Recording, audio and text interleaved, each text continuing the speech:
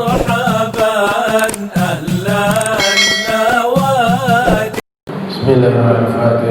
سيدنا وحبيبنا وشفيعنا رسول الله محمد بن عبد الله وعلى آله وأصحابه وأزواجه وذريته وأهل بيته أجمعين، خصوصا إلى سيدنا أحمد بن عيسى المهاجر الفقيه المقدم محمد بن علي وعلوي وأصوله وفروعه، أن الله يؤتي درجات في الجنة ويكفر مصوباتهم ويضاعف حسناتهم ويحفظنا بجاههم وينفعنا بهم ويعيد علينا من بركاتهم وأسرارهم وأنوارهم وعلومهم ونفحاتهم في الدين والدنيا والآخرة. الفاتحة. بسم الله الرحمن الرحيم. الحمد لله رب العالمين الرحمن الرحيم مالك يوم الدين، إياك نعبد وإياك نستعين، اهدنا الصراط المستقيم صراط الذين أنعمت عليهم غير المغضوب عليهم ولا الضالين، آمين. بسم الله الرحمن الرحيم. السلام عليكم ورحمة الله وبركاته. الحمد لله الذي هدانا لهذا وما كنا لنهتدي لولا أن هدانا الله، ثم الصلاة والسلام على رسول الله سيدنا محمد بن عبد الله وعلى آله وصحبه ومن والاه، ما بعد. سبحانك لا علم لنا إلا ما علمتنا إنك أنت العليم الحكيم. ربي اشرح لي صدري ويسر أمري واحلل عقدة من لساني يفقهوا قولي واسلل لساني واهد قلبي بحق سيدنا محمد صلى الله عليه وآله وبارك وسلم. يا من هو في علوه كائن، يا من هو في فعل حميد، يا من هو في مجده متين. اللهم أكرمنا بنور الفهم وأخرجنا من ظلمات الوهم وارزقنا فهم النبيين وحفظ المرسلين وإلهام ملائكة المقربين. ربنا زدنا علما وفهما وأقلا يا أكرم الأكرمين بحق سيدنا محمد خاتم الأنبياء والمرسلين يا رحمن يا رحيم. وصلى الله على سيدنا محمد وعلى آله وصحبه وبارك وسلم. والحمد لله رب العالمين. Alhamdulillah, puji syukur kehadirat Allah Subhanahu wa taala. Tak lupa salawat dan salam senantiasa tercurahkan kepada junjungan mulia Nabi kita tercinta Nabi Muhammad sallallahu alaihi wasallam beserta segenap keluarga beliau, sahabatnya dan umatnya. Jamaah Masjid Imam Bonjol yang dirahmati Allah Subhanahu wa taala, sebelum kita melanjutkan pembacaan kitab Qasasul Anbiya ini sebagai tambahan pengetahuan mengenai obat agar kondisi tubuh kita insyaallah dijaga oleh Allah Subhanahu wa taala dari wabah penyakit. Jadi Allah taala menurunkan yang menciptakan segala sesuatu, dan jika ada penyakit pasti di situ ada obat, dan hakikatnya obat juga pasti yang halal, pasti ada obat yang halal. Rasulullah sallallahu alaihi wasallam beliau bersabda, ma anzalallahu da'a illa anzalallahu ta'ala bihi dawa'a. Tidaklah Allah ta'ala menurunkan penyakit, melainkan pasti Allah turunkan juga obatnya. Ini sabda Rasul sallallahu alaihi wasallam. Dalam riwayat yang lain Rasul sallallahu alaihi wasallam beliau bersabda, innallaha lam yaj'al shifa'akum fima hurrima alaikum fatadawaw fala tadawaw biharam. Nabi bersabda, innallaha, sesungguhnya Allah, lam yaj'al syifa'akum, tidak akan menjadikan obat kalian, fima hurrima alaikum, dari sesuatu yang Allah haramkan kepada kalian. Jadi hakikatnya obat itu pasti ada yang halal. Pasti obat itu ada yang halal, dan obat yang sesungguhnya yang halal. Kemudian Nabi SAW bersabda, fatadawau, kalau sakit berobatlah, bukan tawakal, berobat. Fala tadawau biharam, tapi jangan kalian berobat dengan sesuatu yang haram, kata Rasul SAW. Ada yang datang menemui Rasul SAW, kemudian dia mengatakan, ya Rasulullah, saya sakit, namun dokter mengatakan obatnya dengan minum khamar. Apakah boleh saya menggunakan obat menggunakan khamar? Padahal khamar jelas hukumnya. Innamal khamru wal maisir wal ansab wal azlam rijsun. Sesungguhnya maisir, judi. Innamal khamru, sesungguhnya minuman keras. Wal maisir, judi. Wal ansab, patung-patung berhala. Wal alzam, undian, rijsun, adalah najis. Fastanibuhu, jauhilah itu. La'allakum tuflihun, agar kalian berhasil, agar kalian sukses. Nabi katakan juga, kullu muskirin khamrun wa kullu khamrin haramun walau qalila, atau kama qala Rasulullah SAW. Kullu muskirin khamrun, setiap yang memabukkan adalah khamar. Wa kullu khamrin haram, dan setiap khamar adalah haram, walau qalila, walaupun sedikit. Maka ketika ini orang, dia bertanya kepada Nabi sallallahu alaihi wasallam, saya mau berobat pakai khamar, bagaimana ya Rasulullah, apakah boleh?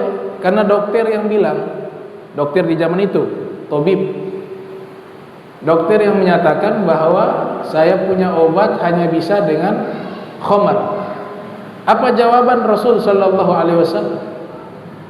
Innahu laisa dawa walakin da. Innahu laisa dawa walakin da. Itu khamar bukan obat, tapi khamar itu adalah penyakit, kata Rasul sallallahu alaihi wasallam.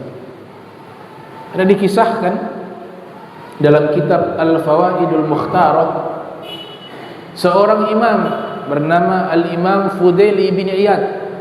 Al-Imam Fudail ibn Iyad rahimahullah lahir tahun 107 Hijriah, meninggal tahun 187 Hijriah. Salah satu guru dari Imam Syafi'i rahimahullah, Al-Imam Fudail bin Iyad.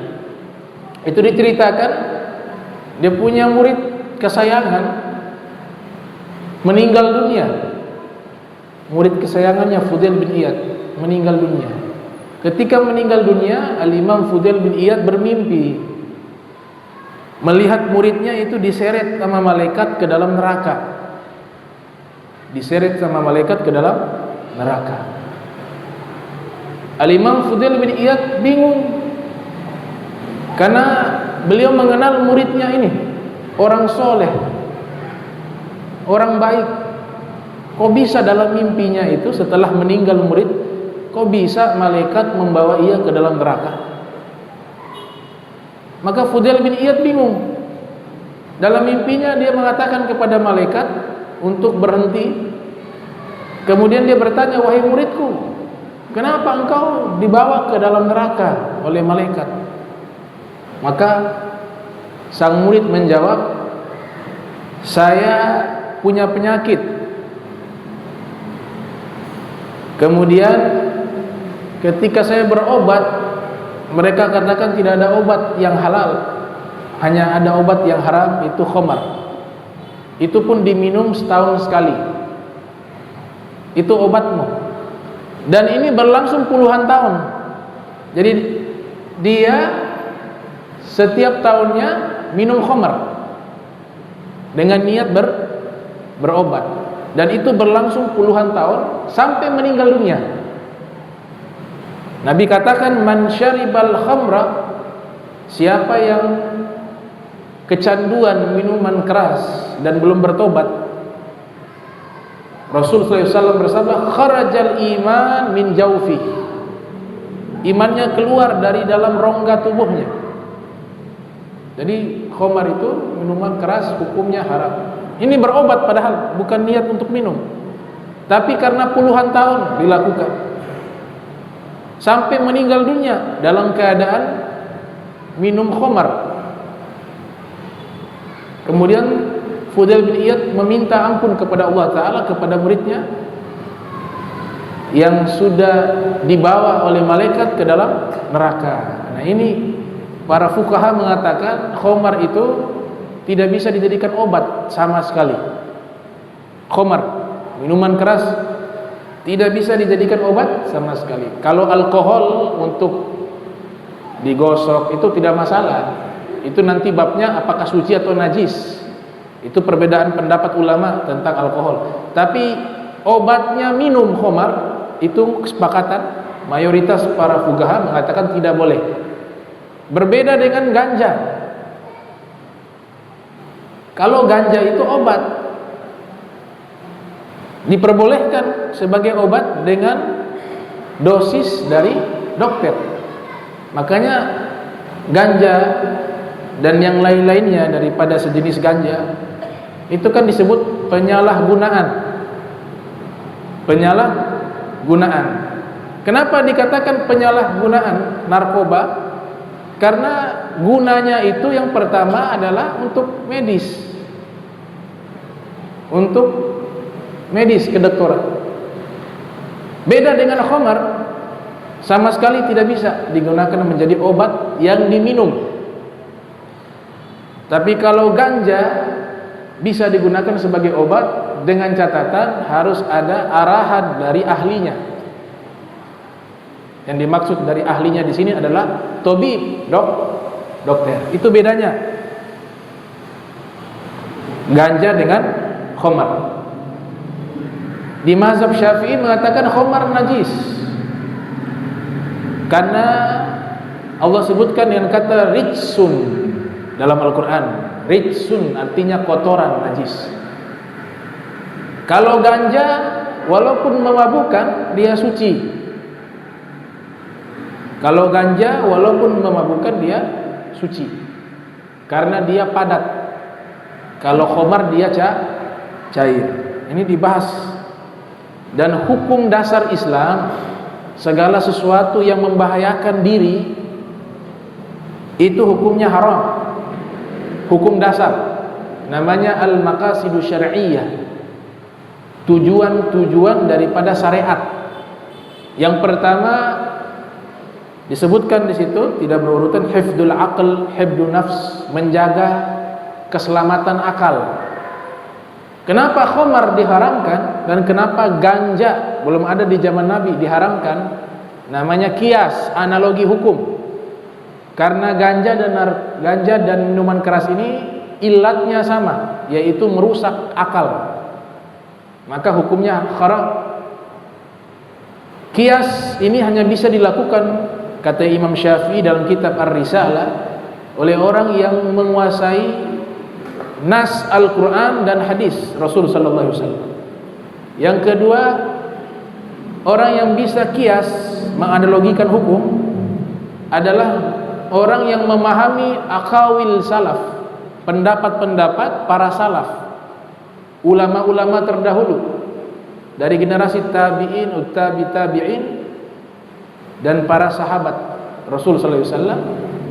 Yang ketiga, dia harus paham kesepakatan para ulama, ijma'un nas. Yang keempat, dia harus mengetahui ikhtilafuhum, perbedaan pendapat mereka. Yang kelima, lisanul Arab, dia harus bisa pandai berbahasa Arab.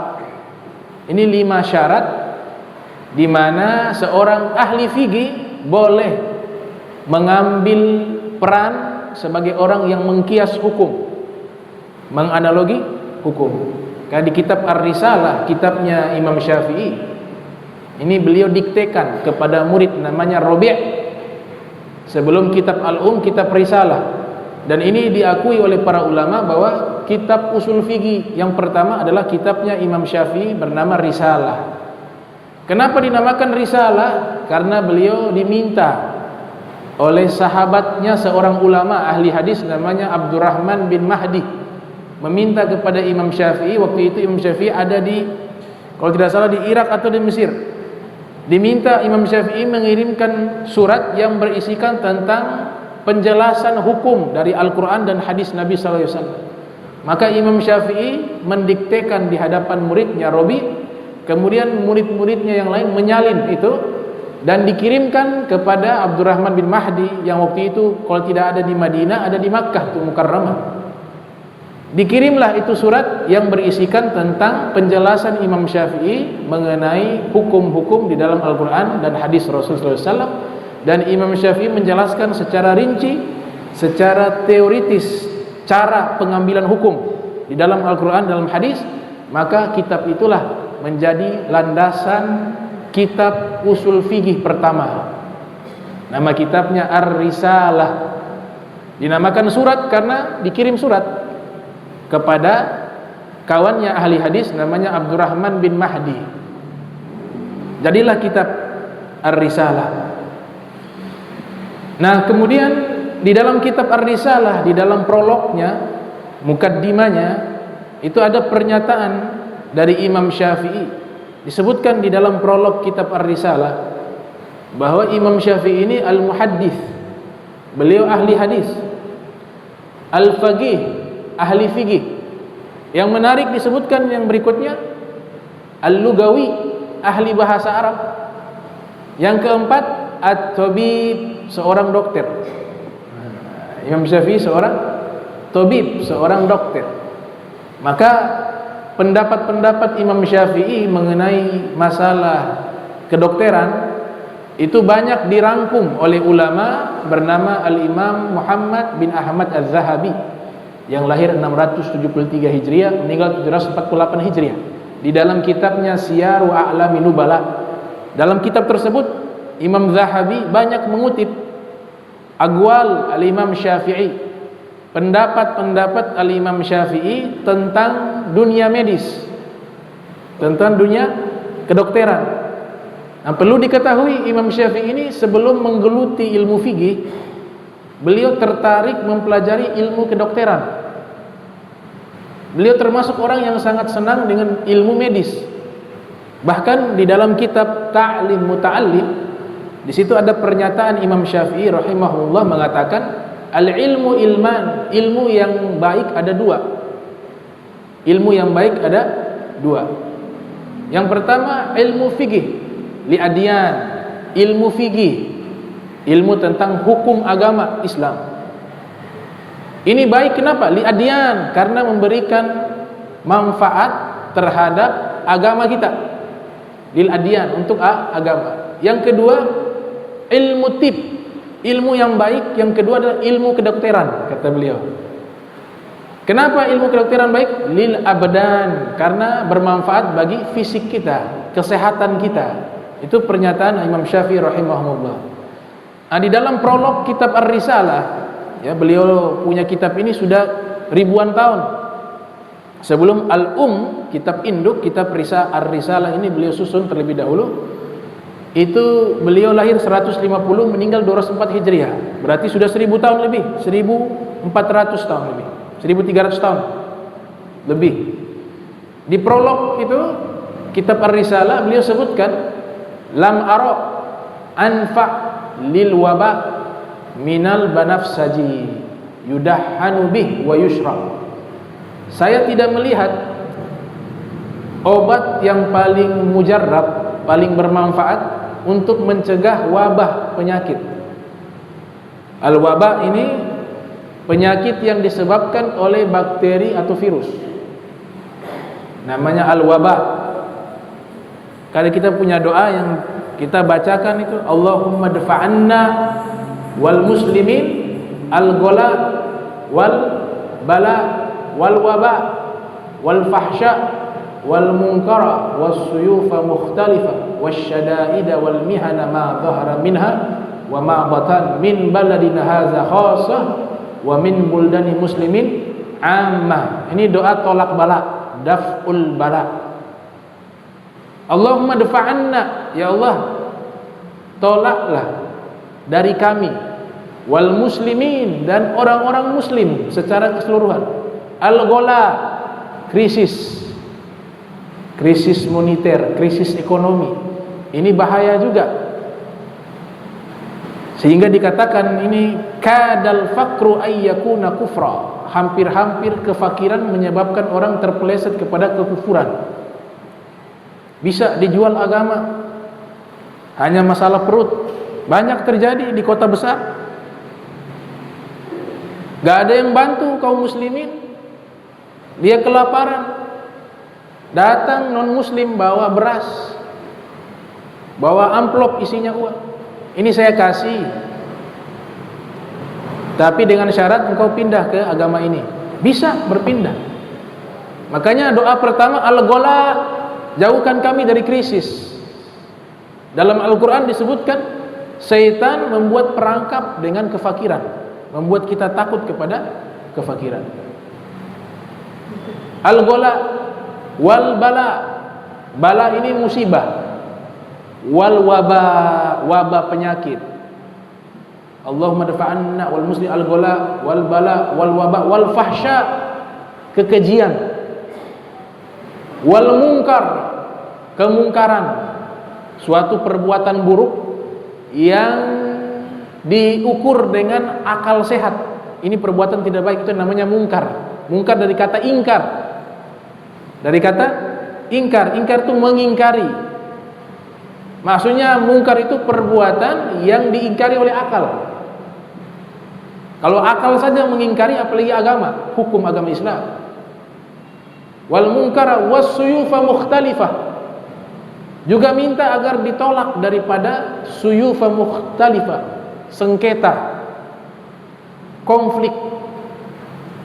Wasyada'id, keadaan yang sulit. Wal mihan, ujian-ujian berat. Ma zahara minha wa ma batan, yang nampak ataupun yang tersembunyi. Itu artinya doa tolak bala, daf'ul bala. Ma zahara minha wa ma batan min baladina hadza khassah, khususnya di negeri kami ini. Wa min buldani muslimin amma, dan umumnya seluruh negeri-negeri kaum muslimin. Jadi kita kalau doa harus mendoakan jangan pribadi saja.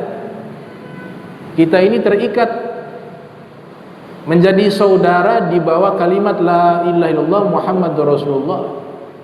Makanya dalam kuburan ditanya, man ikhwanukum, siapa saudara kalian? Kita jawab orang-orang muslim, saudara kita.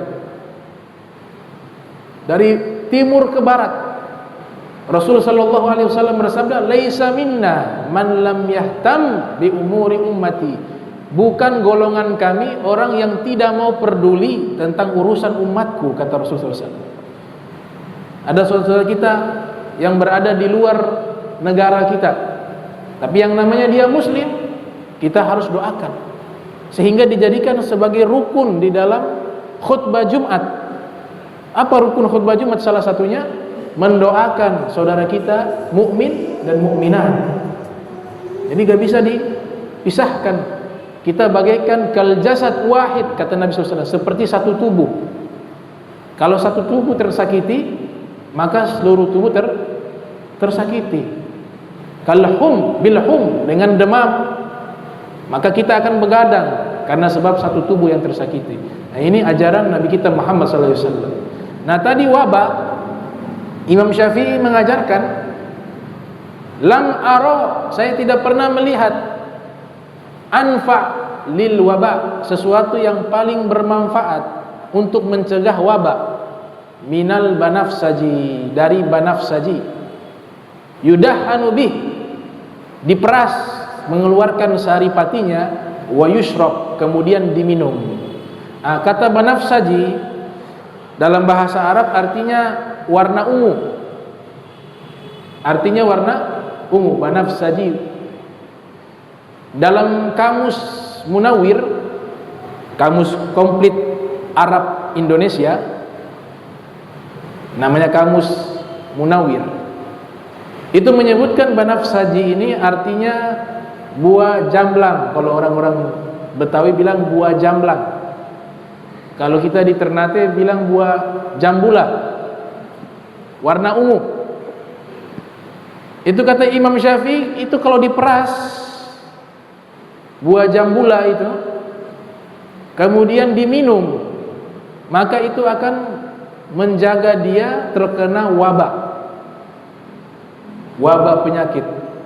Yudahhanu bih wa yushrab. Kita alhamdulillah kalau di Jazirah Arab sulit dapat buah ini. Makanya saya heran Imam Syafi'i bisa menyatakan itu. Apa ada di Arab ya? Selama saya di Hadramaut, gue pernah lihat itu buah jambula itu. Hanya di Ternate biasa banyak. Ternate ini banyak buah jambula. Di gunungnya itu banyak. Nah ini ucapan dari Imam Syafi'i. Imam Syafi'i mengatakan lam ara, saya tidak pernah melihat anfa, sesuatu yang paling bermanfaat lil waba, untuk mencegah wabak, minal banafsaji, dari buah jambula buah jamblang. Yudahhanu bih, diperas, dikeluarkan saripatinya, wa yushrabu, kemudian diminum. Nah ini resep dari At-Tabib Al-Imam Syafi'i rahimahullah. Kemudian kita lanjutkan. Wa qad zakara Mujahid anna qabil ujila bil uquba yawma qatala akhahu fa'ullika saquhu ila al-fakhidhihi wa ja'ala waju'ila wajhu ila syams kaifa madarat tankila bihi wa ta'jila li dhanbihi wa bughihi wa hasadi li akhihi li abawayhi. Nah, setelah Qabil membunuh Habil, kita masih lanjutkan kisah Nabi Adam, maka saat itu juga Qabil mendapatkan hukuman dari Allah. Jadi hukumannya dirantai, mulai dari betis sampai ke paha. Kemudian dia terbaring di atas tanah dengan rantai besi tersebut menghadap ke matahari. Itu pendapat Imam Mujahid.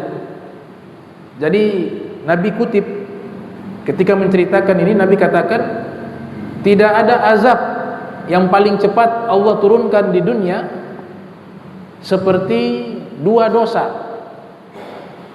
Satu riwayat dua dosa, riwayat yang lain tiga dosa.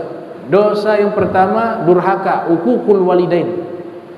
Nah, orang yang durhaka sama orang tua itu azabnya Allah percepat di dunia. Gak pakai ditahan, kontan dikasih di dunia. Ta'jil namanya, dipercepat azabnya. Sudah dapat azab dipercepat di dunia, Allah simpan juga di akhirat. Makanya durhaka sama orang tua ini paling berbahaya. Dalam Al-Quran Allah Ta'ala mengatakan wala taqul lahuma uffiu wala tanharhuma. Jangan bilang uff di hadapan keduanya. Wala tanharhuma, jangan menghardik mereka berdua. Ini namanya kias. Jadi mengatakan ah saja tidak bisa, apalagi menyakiti dengan fisik. Mengatakan ah saja tidak bisa. Saya punya guru Sayyidul Walid Al-Habib Abdurrahman bin Ahmad As-Saqaf rahimahumullah radhiyallahu anhu. Waktu saya belajar di Madrasah Athaqafiyah Islamiyah, itu kiai-kiai yang belajar ke Sayyidul Walid, di antaranya Kiai Haji Hasbullah, ada di Jakarta. Beliau mengatakan Sayyidul Walid menafsirkan kata uf di sini menarik nafas. Jadi ketika menarik nafas itu sudah kategori haram di hadapan orang tua.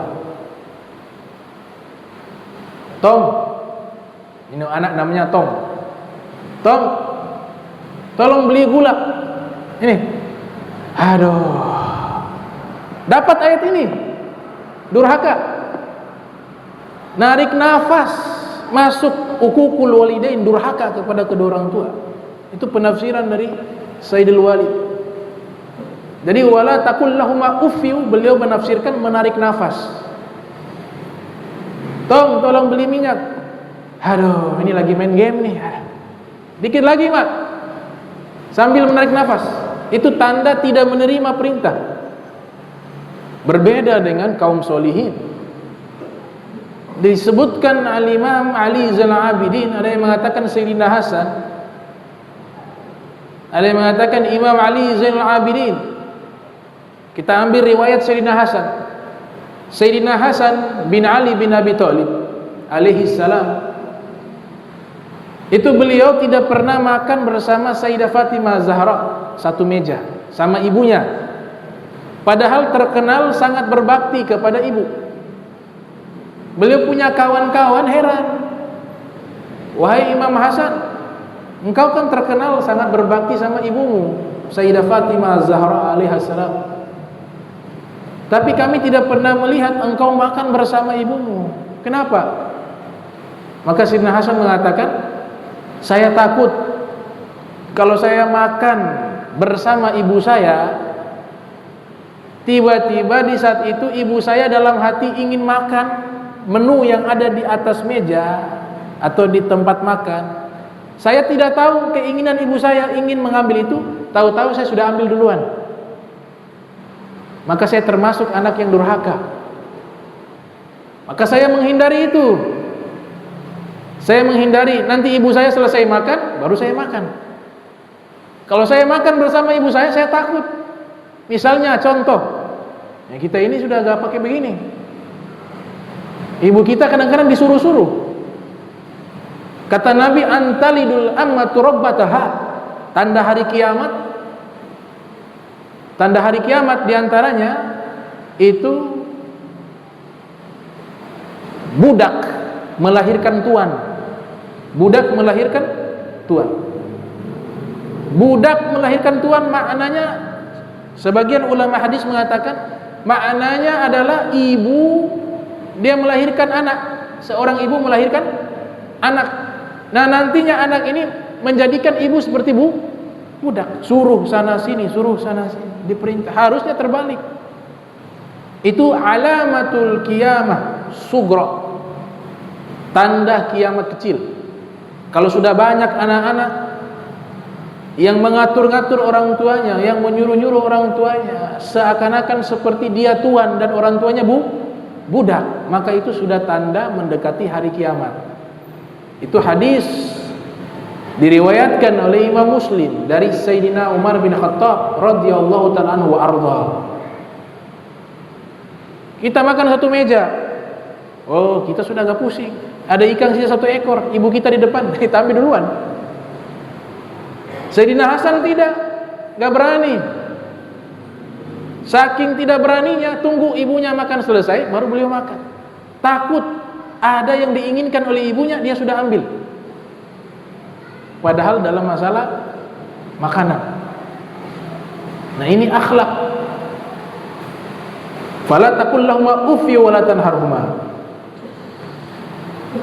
Nah, kemudian disebutkan setelah itu Nabi Adam alaihissalam memiliki anak pengganti daripada Habil alaihissalam bernama Syith alaihissalam. Ini seorang nabi. Jadi ketika Habil meninggal, Allah Ta'ala mengganti dengan namanya Syith alaihissalam. Dan si Qabil sudah meninggal, sudah mati. Tadi saya katakan dosa yang Allah turunkan azabnya sangat cepat. Yang pertama durhaka kepada kedua orang tua, itu cepat Allah turunkan azab. Yang kedua zolim kepada orang. Ini kan zolim, makanya Allah persegera azabnya di dunia. Yang ketiga qati'atur rahim, memutuskan silaturahmi. Itu mempercepat azabnya Allah Ta'ala. Rasul sallallahu alaihi wasallam pernah dalam satu majlis duduk dengan para sahabat. Kemudian Nabi katakan, "Kum, ayo berdiri." Yang merasa sedang ada konflik dengan keluarganya, silakan keluar, kata Nabi SAW. Satu majlis, Nabi bilang, yang merasa ada masalah dengan orang, belum ada minta maaf, silakan keluar, kata Rasulullah SAW.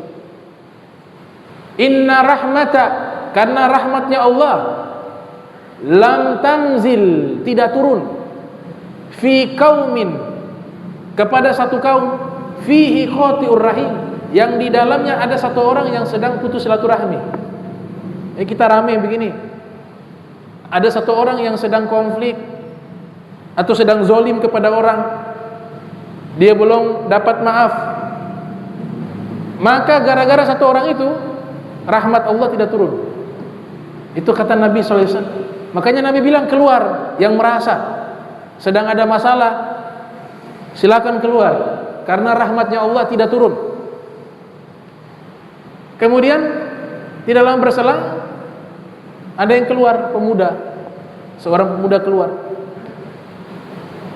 dan Nabi menutup aib tersebut, tidak menyebutkan namanya siapa.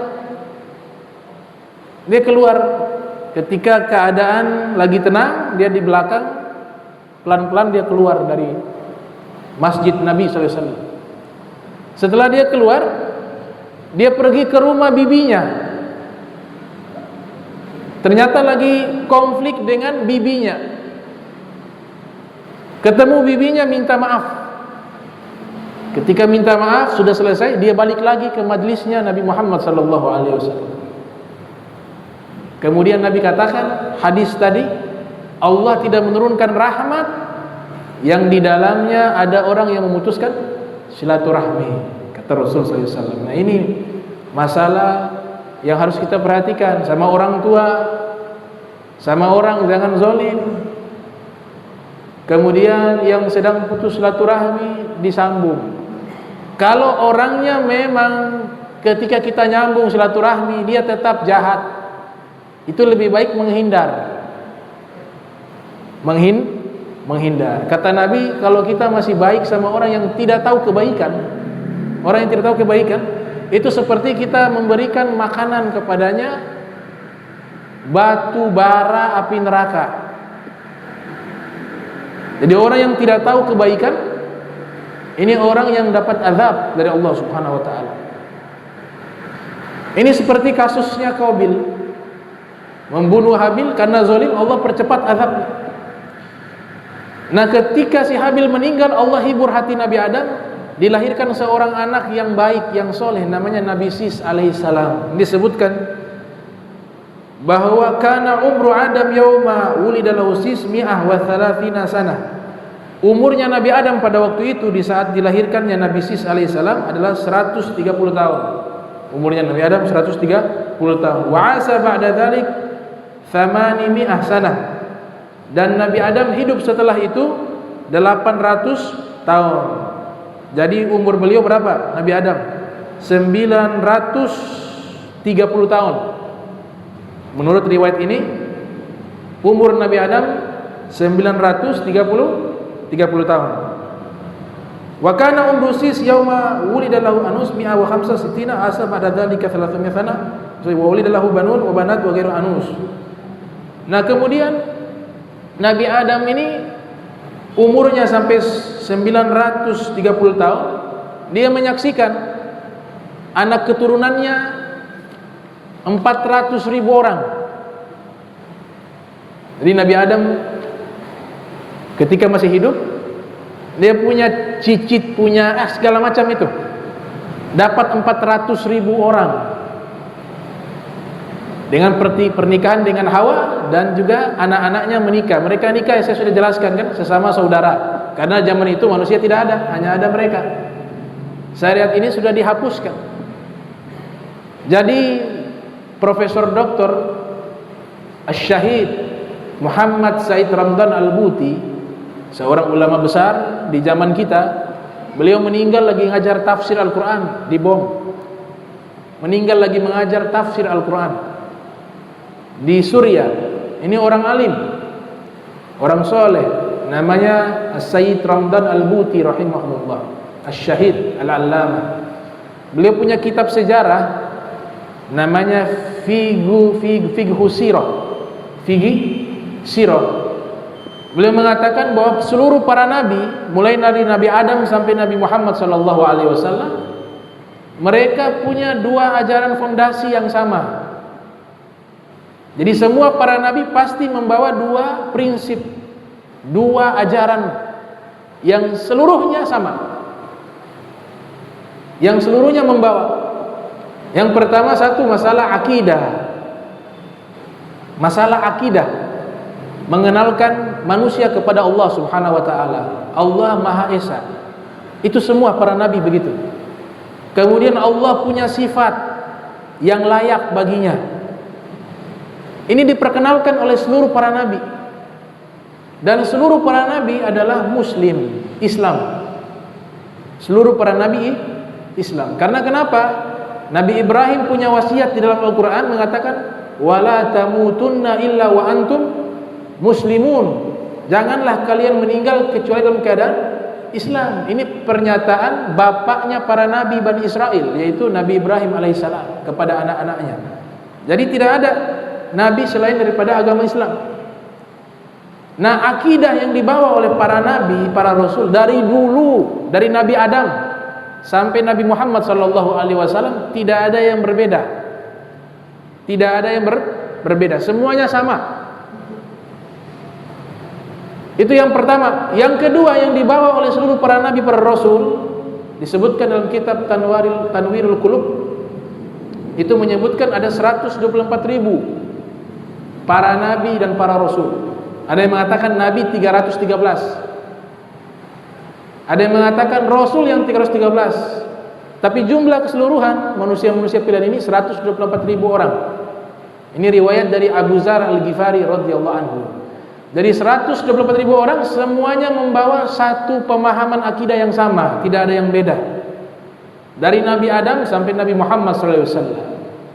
Makanya Nabi katakan, "Mathali wa mathalu anbiya min qabli." Perumpamaan diriku dengan nabi-nabi sebelumku, kata Rasulullah SAW, karojulin bana bunyana, seperti seorang laki-laki membangun rumah, fa ahsanahu wa jammalah, rumah itu dibuat indah, dibuat bagus, dibuat cantik, illa maudi al-labinah, tapi sayang, ada satu batu tela tidak dipasang di dinding rumah tersebut.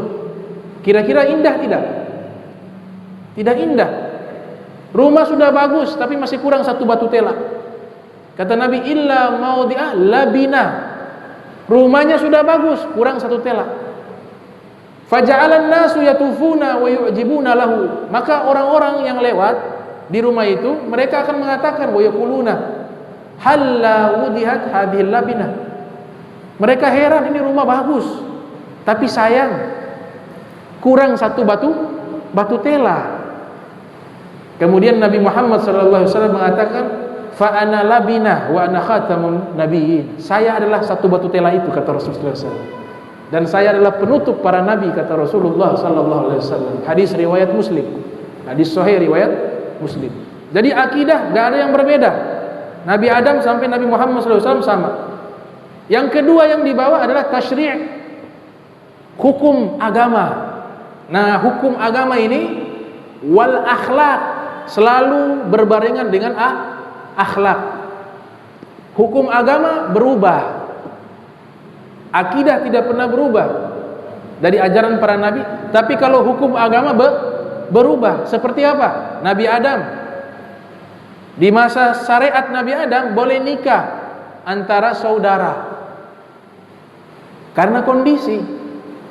Ini syariat ini jangan ditarik di syariat kita. Jangan baca kisah Nabi Adam, ini bisa nikah sesama saudara. Ini Nabi Adam punya anak-anak. Ini syariat sudah dihapus.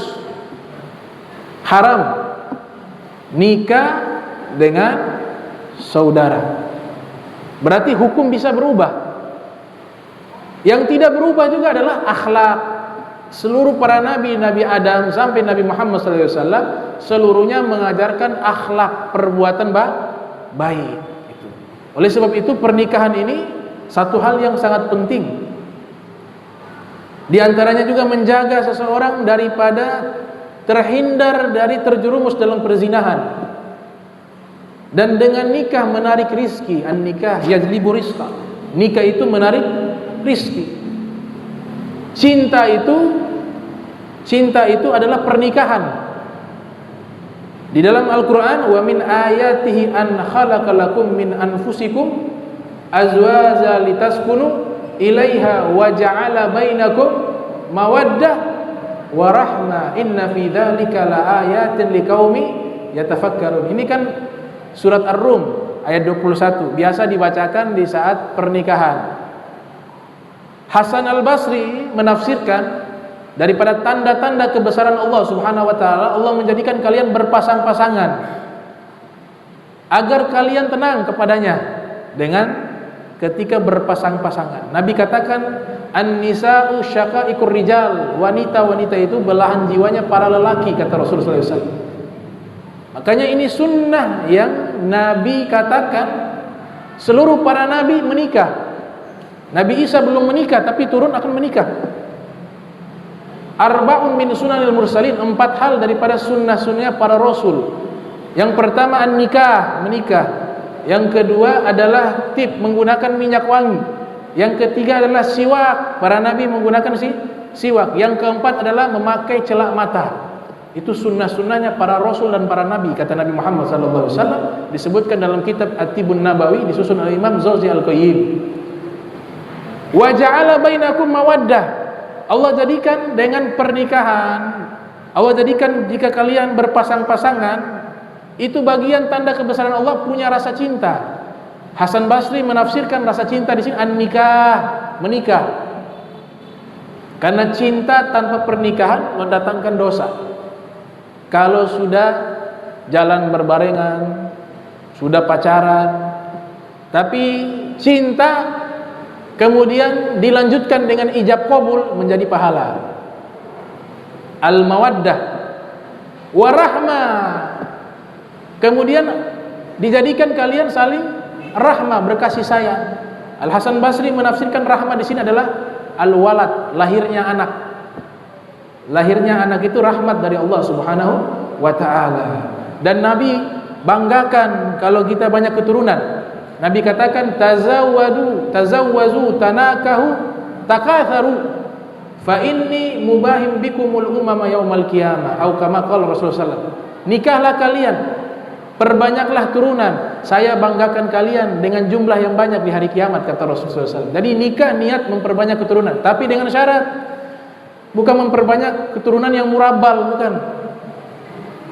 Apa yang mau dibanggakan sama Nabi? Banyak keturunan semuanya kaflal, tidak ada sholat, jadi pamabuk, nggak dibanggakan. Yang dimaksudkan Nabi banggakan, orang tua ini dia merencanakan kalau anak yang dia lahirkan nanti dia akan didik menjadi anak yang baik, anak yang bisa membanggakan Nabi Muhammad SAW. Tapi kalau tidak bisa, tahu diri, oh ini saya nggak bisa didik anak, ini sudah ada anak 11 semua murabal semua, oh jangan tambah lagi sudah. Tapi kalau dia bisa didik 11 jadi baik, 10 jadi baik, 9 jadi baik, maka perbanyak keturunan. Itu membanggakan Rasul SAW. Makanya Al-Habib Ali Muhammad Al-Habsyi mengatakan, basyiru wajhan nabiyakum bisalih a'malikum, bahagiakan wajah Nabi kalian Muhammad SAW dengan amal soleh kalian, kata Al-Habib Ali Muhammad Al-Habsyi. Allahumma jam'ana hadza jam'an marhuma wa tafarraqana min ba'di tafarraqa ma'suma wa la tadul minna wa la minna syaqi wa la mahruma. Allahumma nadhi qulubana an ta'alluqi biman dunak waj'alna min qaumin tuhibbuhum wa yuhibbuna. Subhanaka bihamdika asyhadu an la ilaha illa anta astaghfiruka wa atubu ilaihi. Wa sallallahu alaihi wasallam Muhammadin wa ala alihi wa sahbihi wa barik wa sallam wa lakum minkum. Wassalamu alaikum warahmatullahi wabarakatuh.